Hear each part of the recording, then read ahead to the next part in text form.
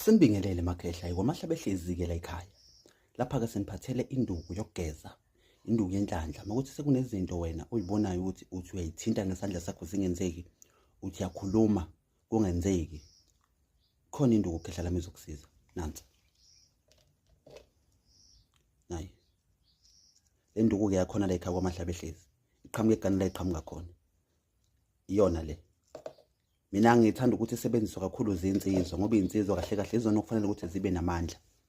Izona okufanele uma ikhuluma izwakale. Udinga kule nduku-ke insizwa yakithi. Le nduku uyageza ngayo bese ushiya encane ozoyihlafuna. Bese ushiya encane ozoyihlafuna. Ngisho ekhaya uthi uma ukhuluma uzwakale.